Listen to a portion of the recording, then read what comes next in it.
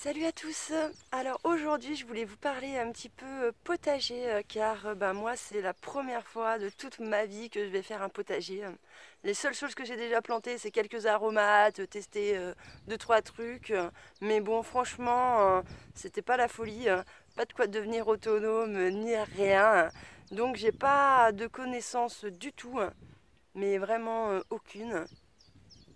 Et donc malgré le fait que je me suis quand même un petit peu préparée, donc j'ai quand même vu des vidéos, j'ai acheté des bouquins, je sais déjà ce que je veux planter et avec qui, et avec quoi. Donc je me suis fait un petit peu mes plans où déjà j'ai noté les associations que je voulais faire sur les différentes parcelles. J'ai aussi noté le nombre de chaque fruit ou légume, voilà, le nombre qu'il me faut en fait pour être autonome. Donc voilà, par exemple les aubergines, il m'en faudrait 4, l'ail, il m'en faudrait à peu près une trentaine. Bref, voilà pour je sais le nombre, je sais ce que je veux planter où, avec quoi, et en fait maintenant que la saison va commencer à se lancer, et bien je me rends compte que c'est pas si facile. Parce que bien disons que si on a tous les petits pieds qui sont déjà faits, qu'on n'a pas à faire les semis et qu'on a juste à les prendre et à les planter, et bien en effet la chose est simple, on se réfère au plan, tac, on plante là où on a dit qu'on planterait le truc et basta quoi. Mais le souci c'est que quand on doit faire ses semis, parce que chaque semis ne se vaut pas. Il y en a, ça met plus de temps, il faut les commencer plus tôt, comme les poivrons, les tomates, etc. Il y en a, on peut traîner un petit peu, c'est pas un souci. Et puis choisir le bon moment, quoi. Moi, ça gèle jusqu'à début juin, ça reprend à mi-septembre. Donc, qu'est-ce que je commence à lancer, à quel moment? Pour être sûr que ça arrive au bon moment et que je puisse les replanter à l'extérieur. Donc tout ça franchement c'est pas facile et c'est pas évident quoi. Quand on voit les autres faire on a l'impression que c'est hyper simple mais franchement pas du tout. Alors je pense que je vais faire carrément grave des erreurs. Je pense que tout ce qu'un jardinier peut faire comme erreur, je peux être sûre que je vais les faire. Mais bon, de toute façon, c'est en forgeant qu'on devient forgeron. Alors, voilà, je vais apprendre au fur et à mesure. Et puis, on verra bien comment ça se passe. Alors, du coup, cette année, j'ai décidé de ne pas mettre tous mes œufs dans le même panier. Je ne sais pas du tout si tous mes semis vont marcher, ni rien. Alors, pour être certaine, quand même, de pouvoir récolter quelque chose et de ne pas tout foirer, j'ai l'intention quand même d'acheter des plants. Soit dans des jardineries classiques et donc à ce compte là je sais que je ne pourrais pas récupérer mes graines, soit essayer de trouver quelque part dans le coin quelqu'un qui ferait un petit peu de la permaculture et qui vendrait un petit peu ses plants, ce qui me permettrait par la suite de pouvoir en plus de ça récupérer les graines. Donc voilà comment je vois un petit peu les choses pour cette année. Alors du coup, derrière moi, là j'ai donc dégagé une petite parcelle. Et on peut voir, là j'ai toute l'herbe en fait que quand j'ai désherbé. Et donc dedans, eh bien, j'ai planté des carottes. J'ai semé, en fait, j'ai fait des semis directement en pleine terre, des carottes, de la salade. Et au milieu, je viendrai mettre après parce que là, pour l'instant, j'ai peur qu'il fasse beaucoup trop froid chez moi encore pour lancer quoi que ce soit là. La carotte, j'ai vu, c'est bien celle qu'il faut que je plante à ce moment-là. La salade, c'est pareil. Donc voilà. Donc là, ça fait une semaine, un peu plus d'une semaine que j'ai semé dedans. J'ai toujours rien qui lève. Mais bon, en même temps, il fait froid chez moi. Les nuits sont fraîches. Ça tombe entre -5 et -6. Et puis c'est que aux alentours de 11 h du matin que la température commence à être à peu près à une dizaine de degrés. Donc c'est pas la folie. Donc j'ai bien conscience que mes graines risquent de mettre un moment à germer.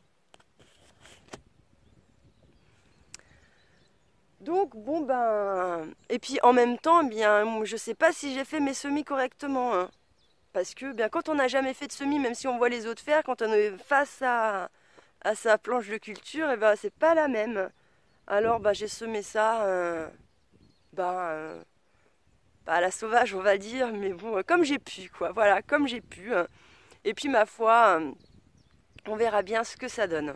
Donc, du ce côté-là de la serre, comme avec les tranchées et tout ça, ça avait étalé pas mal de terre, un petit peu de partout, je me suis dit, bah la terre, il n'y a pas besoin de la travailler à cet endroit-là ni rien. Il n'y a plus qu'à planter directement dedans. Donc, du coup, dedans, j'ai planté des pommes de terre, des oignons. Oignons blancs, oignons rouges, et puis voilà, on verra bien ce que ça donne.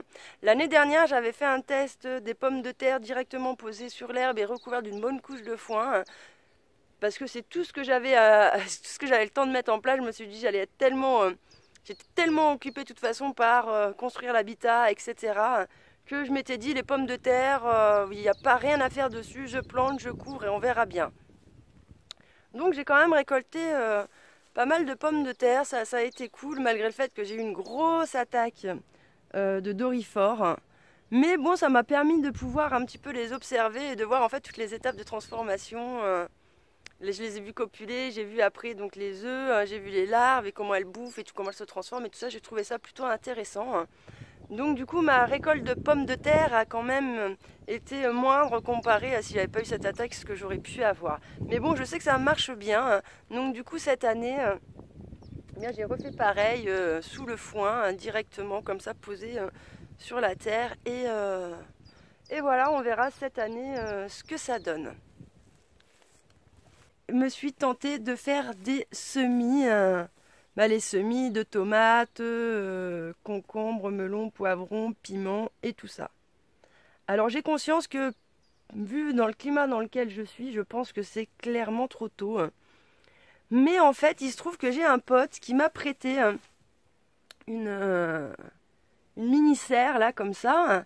Et je me suis dit, ben, avec ma serre, plus cette petite serre-là, je me suis dit, il y a peut-être moyen, en fait, que... bien la nuit, quand je me tape -5, et ben que ça gèle pas à l'intérieur de la petite serre.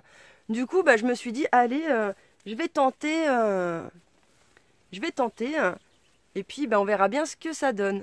Et bon, le souci, c'est que j'ai tenté. Mais je vais vous montrer. Donc voilà, là j'ai tous mes petits trucs, tomates, courgettes. D'ailleurs, on peut voir, ça commence à arriver. Alors là, j'ai courgettes, concombres qui commencent à arriver. J'ai du melon aussi. Le reste, pour l'instant, c'est pas ça. Ici, j'ai les capucines et les œillets d'Inde qui arrivent. Et en fait, eh bien, il y a une nuit, ça a gelé bien. Il a fait -5. Et je me suis rendu compte qu'à l'intérieur de cette petite serre, eh bien, j'avais -1. Donc, clairement, eh bien, si toutes mes tomates et tout ça, là, ça lève, et bien que j'ai une gelée à -5 à l'extérieur, eh bien, ça va geler à l'intérieur et ça va me fusiller mes plants parce que, ça, je crois bien que ça craint vraiment la moindre petite gelée. Hein. Donc, je pense que on m'a rapporté pas mal de ballotins de foin. Hein. Et donc du coup, je pense que je vais me faire tout autour du truc, là, me mettre du foin qui monte assez haut. Et quand ils annonceront des grosses gelées, je pense essayer de rajouter un voile d'hivernage en plus par au-dessus. Et je me dis peut-être que peut-être ça tiendra. Donc écoutez, je sais pas, on verra. De toute façon, j'ai pas planté des milliards de graines parce que j'étais pas sûre de mon coup. Et puis bon, comme c'est des graines qui sont reproductives que j'achète chez Cocopelli généralement, c'est quand même assez onéreux. Il n'y a pas énormément de graines non plus dedans selon les variétés qu'on achète. Donc j'ai pas envie de les gaspiller. Voilà quoi. Donc du coup, si jamais là elles tiennent pas le coup en avril. De toute façon, je relancerai le truc en mai. En mai, de toute façon, même si j'ai dégelé, je pense pas que ce sera quand même du -5, -6. Je pense qu'on sera plus quand même entre du -2, -3, voire -4. Mais bon, s'il fait -4, de toute façon, ça tiendra le coup à l'intérieur de cette mini-serre. Là, ici, ça c'est une vieille baignoire en fonte que j'avais récupérée. Ça date d'il y a un moment. Je l'ai récupérée, c'était avant que je déménage. Mes voisins en fait avaient racheté la maison d'à côté et donc étaient en train de la retaper. Et quand j'ai vu qu'ils ont sorti cette baignoire et qu'il fallait qu'ils l'amènent à la déchetterie, eh bien je leur ai demandé si je pouvais la récupérer. Donc clairement quand c'est une baignoire en fonte et que ça pèse 1 tonne, ils étaient hyper heureux que je leur en débarrasse. Et donc du coup je l'ai mis dans le coin de la serre. Donc là c'est le coin qui est au nord. Et je compte la remplir. Déjà, je vais la boucher. Et après, bien, je compte la remplir. Histoire que ça me fasse un petit point d'eau dans la serre. Et bon, je me dis que ce serait pas mal pour ramener certaines bestioles et tout ça. Donc on verra comment ça se passe avec ça aussi. Je vous en avais parlé un petit peu dans ma précédente vidéo. Donc j'ai planté un petit peu des noyaux de partout. Et donc je les avais mis dans des trucs comme ça. J'avais rempli de terre, recouvert un petit peu de sable. Et donc là j'ai des trucs qui partent. Alors le truc, c'est que je ne sais pas si c'est mes noyaux qui partent. Ou si c'est parce que j'ai recouvert de foin. Et que j'ai des graines qui sont tombées dedans et que c'est ça qui lève. Je sais pas, je sais que j'en ai un deuxième là aussi. Ça commence à arriver. Voilà, et là c'est pareil, voilà, ça lève.